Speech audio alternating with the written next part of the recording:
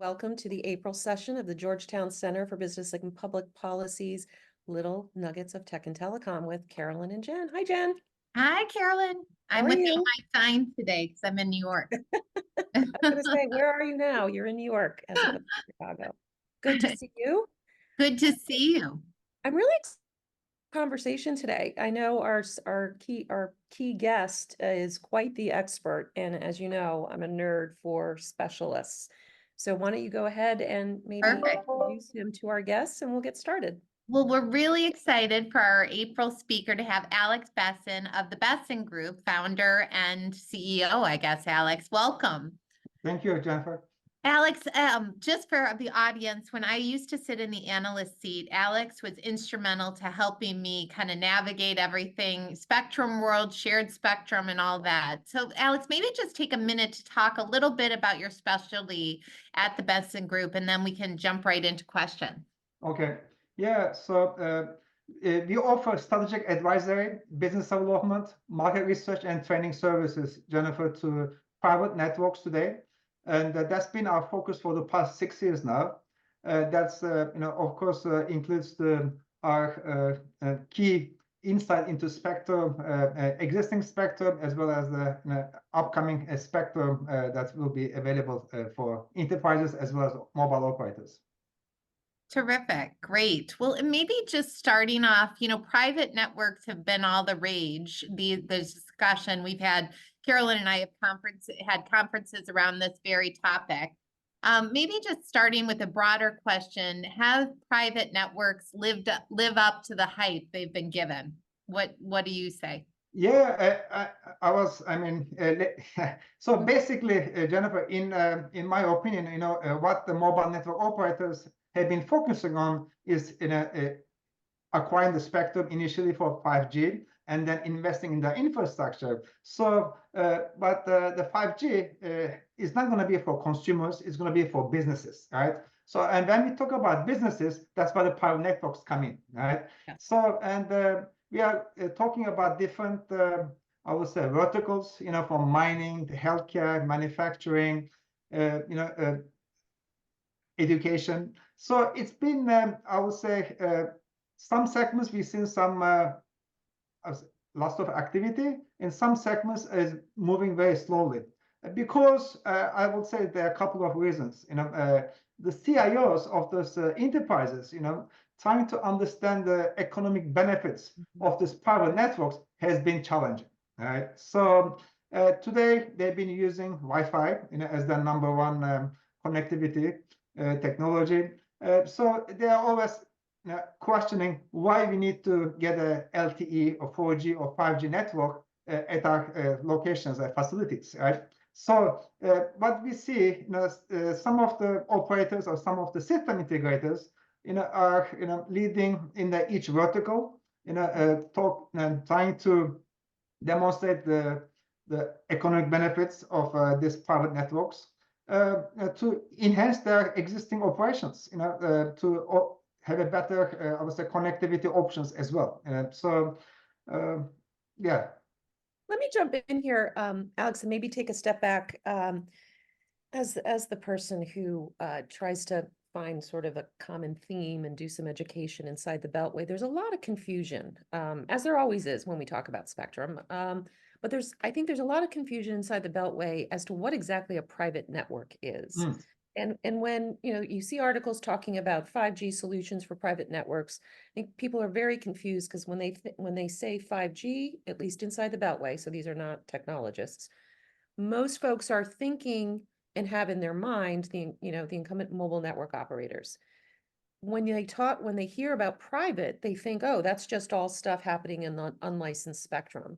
Can you just kind of give us maybe a few second primer on what exactly is meant when people say a private wireless network? Yes. And kind of the relationship to the spectrum over which that's delivered?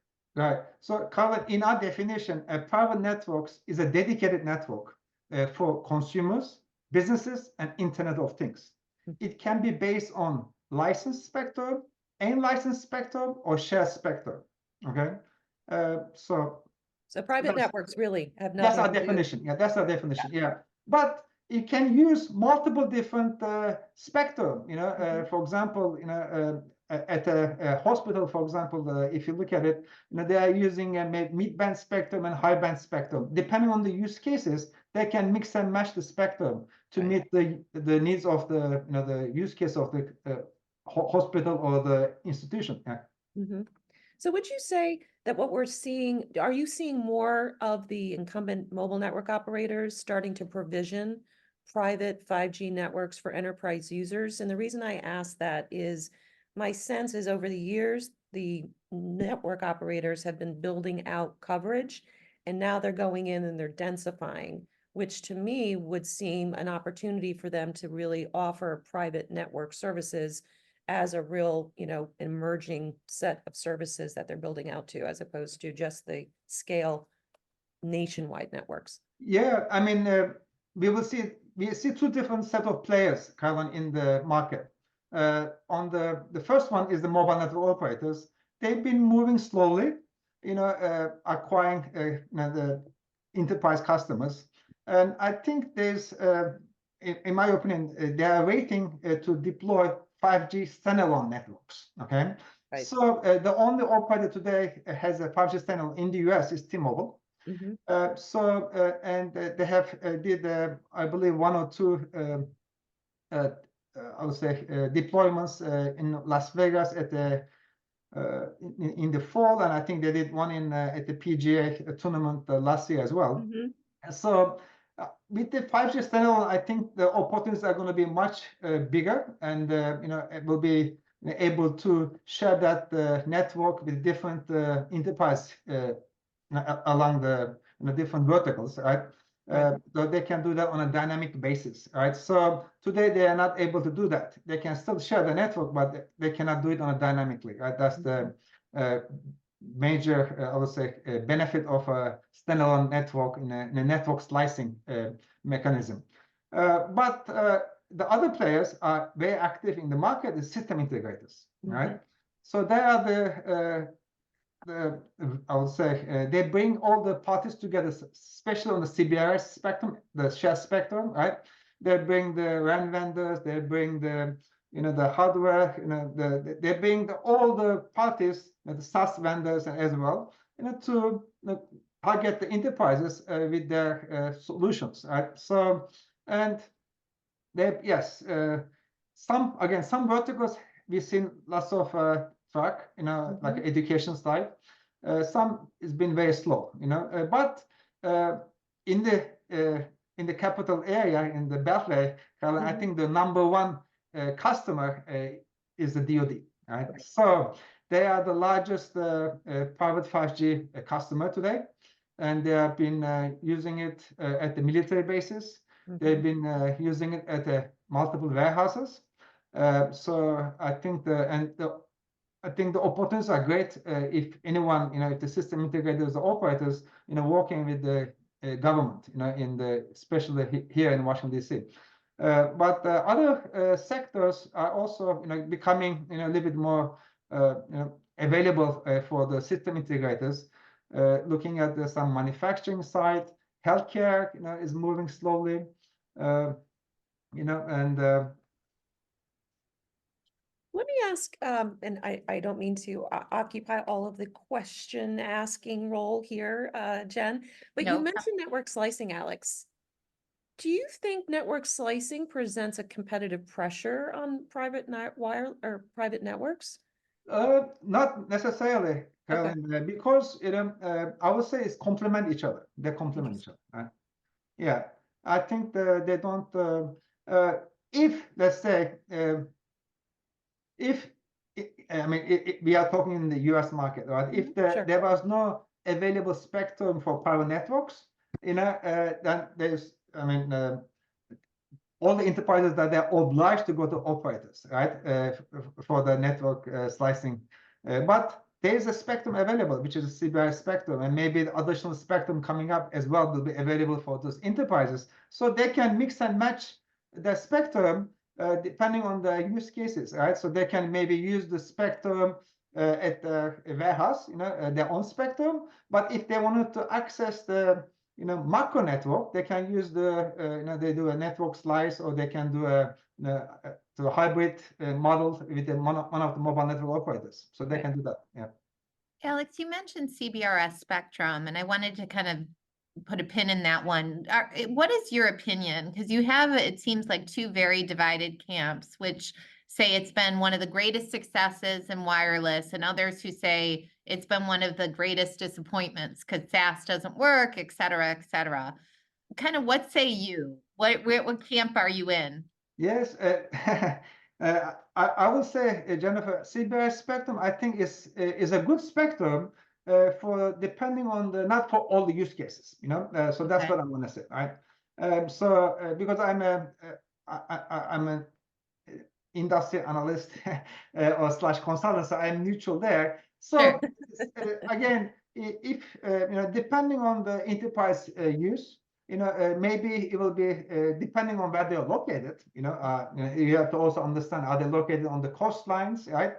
So they're going to have issues with the government, and if you are not located in the coastlines, but they are in the mid part of the country, I think that they have better, I would say, use of the spectrum, but they also have to think about the interference on the GAA band, right? So, and that's another issue. And the third issue is also the power limits, right? So CBRS spectrum, given the power limits, is not going to be perfect spectrum for outdoors, right? So it's going to be more indoor type of a usage, right? So it limits the possibility of deploying this spectrum into the indoor, I would say parameters, right? The locations. Got it. Go ahead. Alex, where do you see a company like Digital Bridge fitting into all of this? Yeah, yes, yes. Of course, I am very familiar with Digital Bridge and then the holdings. They do have multiple holdings in the some of the power network companies, like a system integrators like Boeing, Extenet, and then they did a recent investment in Stellona, last year. So that's as an infrastructure play.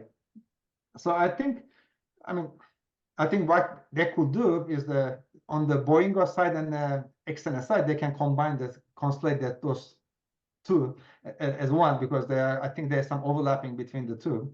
But in regards to the other investments or what they can do, is that definitely, I see Digital Bridge as one of the large system integrators in the market. They can they can leverage definitely their existing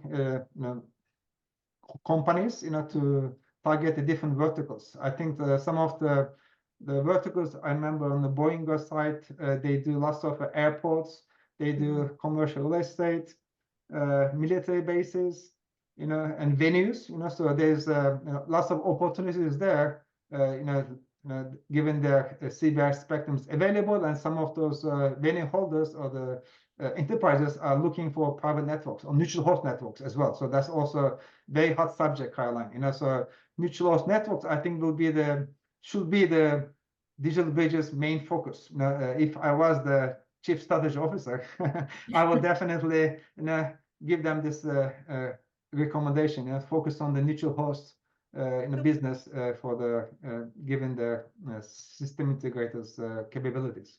So for anyone in our audience who might not be quite up to speed on terms of art, can you just give us a little bit of a definition of what a neutral host network is? Yes. So neutral host network is like a private network, basically, but it has an agreement with multiple different mobile network operators. So let's take Georgetown University as an example, right? So for example, if there's no neutral host network at Georgetown University, Digital Bridge can deploy this network and sign an agreement with T-Mobile, Verizon, AT&T. So that way, the students of attending the Georgetown University, if they're on the T-Mobile network or Verizon's network, they'll be able to use the existing services when they're inside the classroom or inside the the meeting rooms, etc. So that's the advantage of neutral host network. It is less costly than building a DAS network, which is a, so they do lots of comparison there between DAS and neutral host. We do that as well, so that is much more costly, in deploying in venues like stadiums. So neutral host becomes much more, I would say, lower cost to deploy, especially on a CBRS spectrum. Alex, if you think about, because in my day job, there's been a lot of in-building assets coming for sale. Some have seen great success and some have not. Is your view that densification with these neutral hosts, because it's all under the backdrop of wireless carriers pulling back their spending due to their balance sheets, dividends, et cetera. Or do you think that will come back because it just has to, that the densification of these networks is definitely a when, not if? Yes, exactly, Jennifer. Yes, Okay. I think, yes, it's going to happen because those operators, Jennifer, they are not going to interested building those networks, so they're going to be relying on this type of system integrators, to have them, built into the in building special coverages, right? Got it. Okay. What sort of trends, Alex? I think you did a big presentation over in Barcelona during this year's GSMA event. And I'm curious, coming out of that convening, what you see, where's the excitement in Europe and elsewhere on this topic? Are you seeing trends with private networks proliferating elsewhere around the globe? Where do the network operators fit into all of this? Curious what it looks like outside the US. Yeah, Carolyn. Yes. So I think what other countries are doing, especially in Europe, when they allocate the spectrum, they give it. I mean, in the US, the spectrum is allocated on a very large geographic area, so it's not. Except for CBRS, which are little tiny pockets. I mean, still, I mean, yes, but we are talking about like a census tract basis. Right. So if, because when you talk about the factories or universities, they don't need a large geographic area coverage for the spectrum, if they want to deploy private networks. So in Europe, the telecom authorities are, providing the spectrum on a much smaller geographic scale, So that makes it very affordable for those institutions to get the spectrum and build the private networks. In the US, we have only few examples from the CBRS spectrum, like we have look at John Deere and some of the education institutions that got the spectrum, and some of the oil and gas companies, But they don't need that wide area coverage, So if FCC is able to, make that happen, I think they will be very beneficial for the enterprises, and it will definitely impact the takeoff of private networks, because in Europe, that's what you see, right? You see lots of companies get a couple of $1,000s to get the spectrum based on where my factory is located, and then I'm good to go. So and it makes it much easier, for them to take care of the regulatory restriction, right? So in the US, we're still, I think, behind there, and so that's why you have to work with either the operator to lease the spectrum, or you work with the spectrum brokers, who have access to that spectrum, to get at least dedicated whatever the band required for your private network. So. Can I ask you a question? What's the interest in enterprises, looking at a CBRS solution versus Wi-Fi? So again, the benefit of the CBRS, I will say, I'm going to refer CBRS to private networks. So since it's more licensed, I would say, shared spectrum. It will be more in terms of the deployment of technology like LTE or 5G. It will be much more secure, more reliable than Wi-Fi. It has all this. I would say mobile. Wi-Fi is not mobile technology, and it has that capability there. So it has no interference issues in the versus Wi-Fi. So it makes it, I would say, higher quality service than Wi-Fi, right? Alex, can it hold more traffic? I forget, someone gave me a stat, which I'm forgetting, but like at a hospital, for example, there's X number of connected devices between nurses, doctors, et cetera. And that just is so much more capable under CBRS than it is under Wi-Fi. Can it handle more, like, I guess I'm thinking of like, can we think of Wi-Fi as like a 2-lane rural road, whereas we think of CBRS as a 7-lane highway, or is that too exaggerated an example? I'm making a face at you. I mean, Jennifer, at the hospitals, yes, most of the technology is Wi-Fi, right, today. Yes. But I mean, you have 2 examples in the US right now who deploy this private network. One is the Boston Children's Hospital. They deployed it with T-Mobile, and then Cleveland Clinic, they deployed it to Verizon. Okay. Okay. In Cleveland Clinic, they are using a mid-band spectrum and high-band spectrum. Versus the Boston hospital, they're using just the mid-band spectrum, 2.5 spectrum. So in both cases, these are not standalone 5G. They're just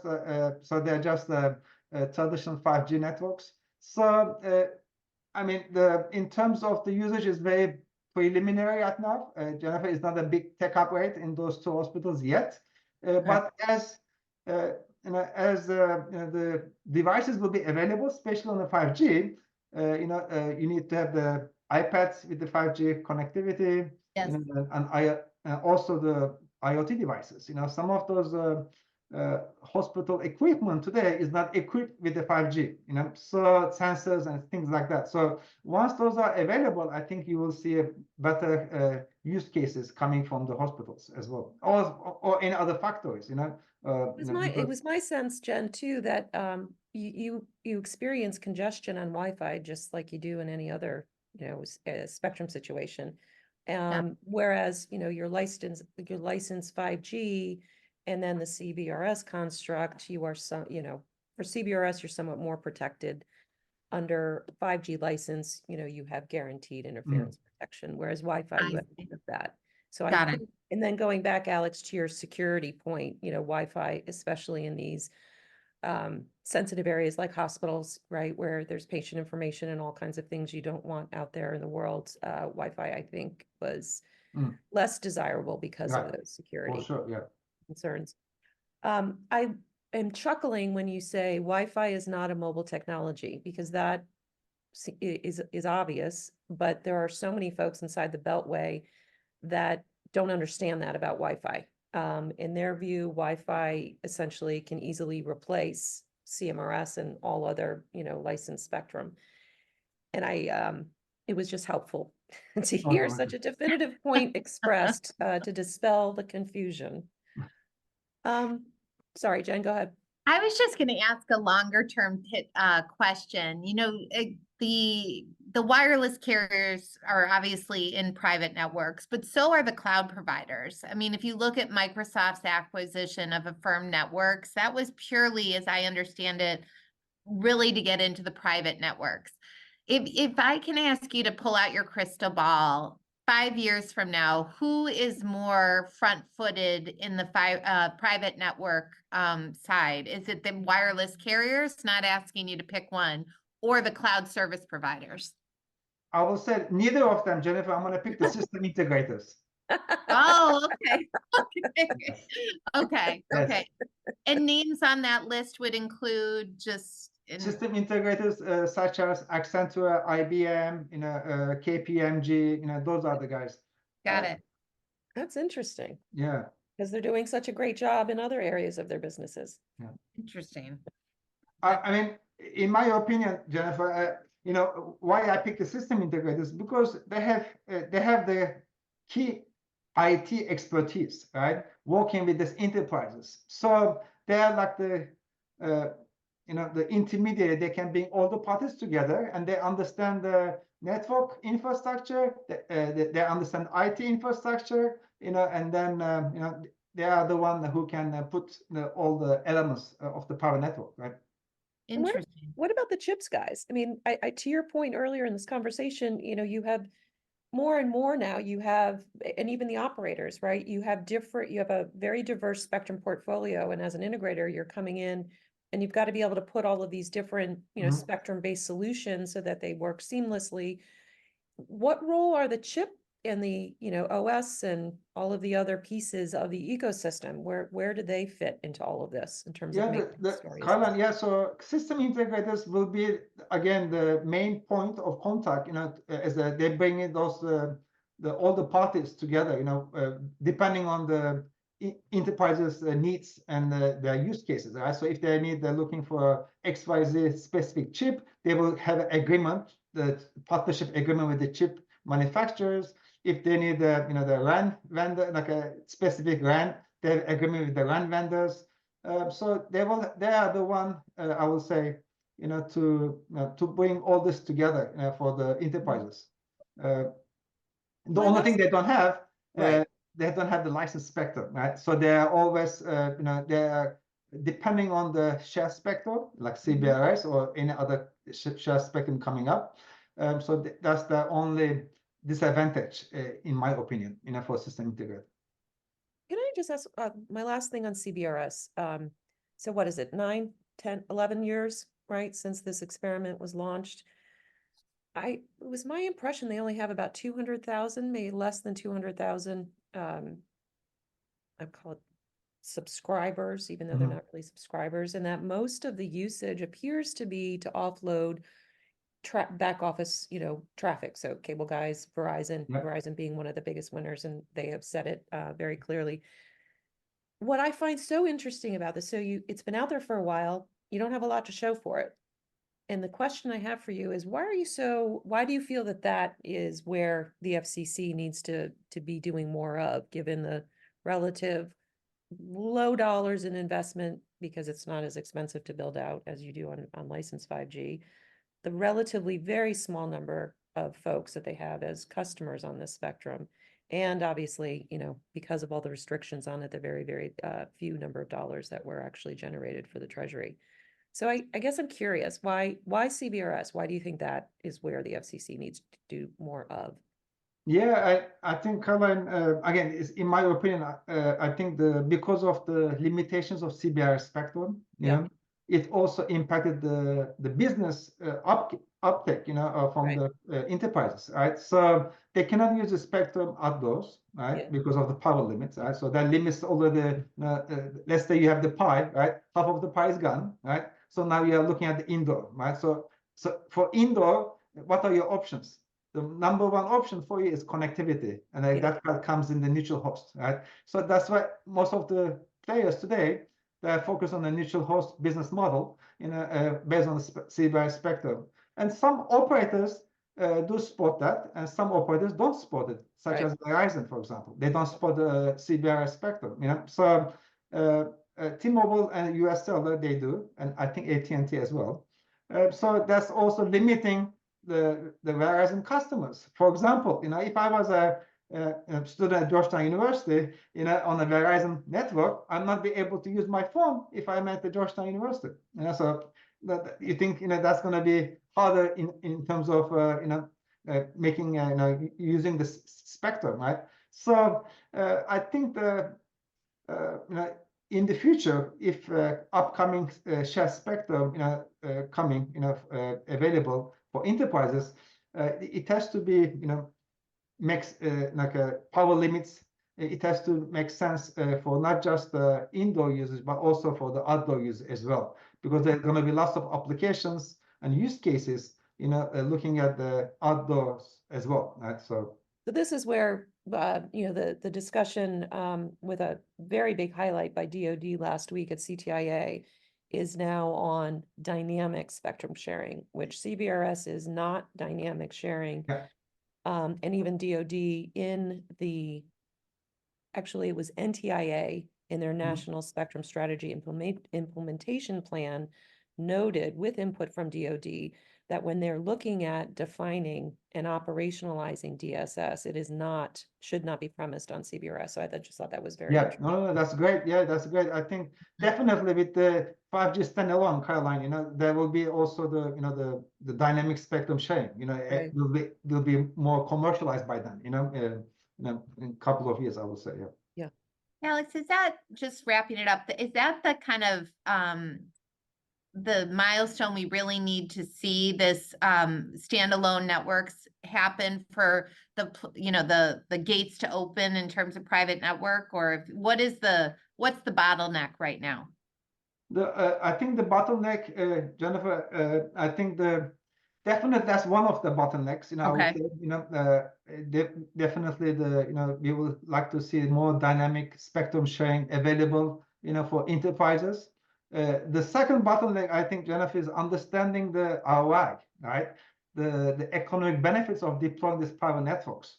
Yes. Is been hard to quantify, to say show me the financial benefit of deploying these networks.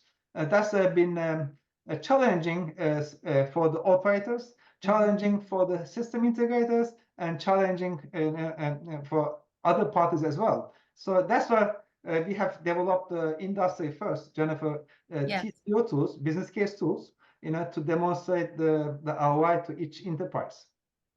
So it Great. kind of sounds like whoever is first to market with what I'll call high-speed broadband access in a box that is easy to integrate, smooth connectivity, you don't even know it's there and everything works. So whoever is coming up with that solution first seems to be poised to really, really make a lot of money, I think.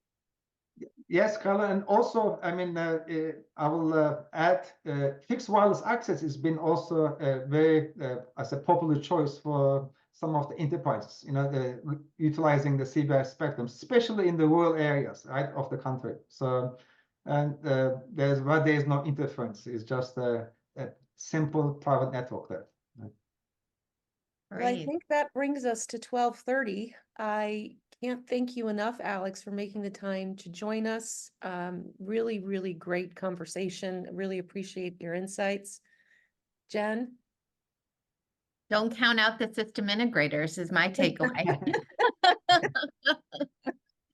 Thank you so much, Alex. This was great. You've made us both a lot smarter, and hopefully the audience as well. Thank you for having me. Thank you for the Absolutely. invitation, Carolyn. Yeah. All right, everyone, enjoy the rest of your day. We'll be in touch. Look for something confirming the date for our May Little Nuggets. I think Memorial Day, so maybe the week before, like maybe May 22nd. But Jen and I will circle back and let you know who our guest will be. Thank you all very much. And Thank Alex, you. thank you Thanks, again. Alex. Bye-bye. Thanks so much.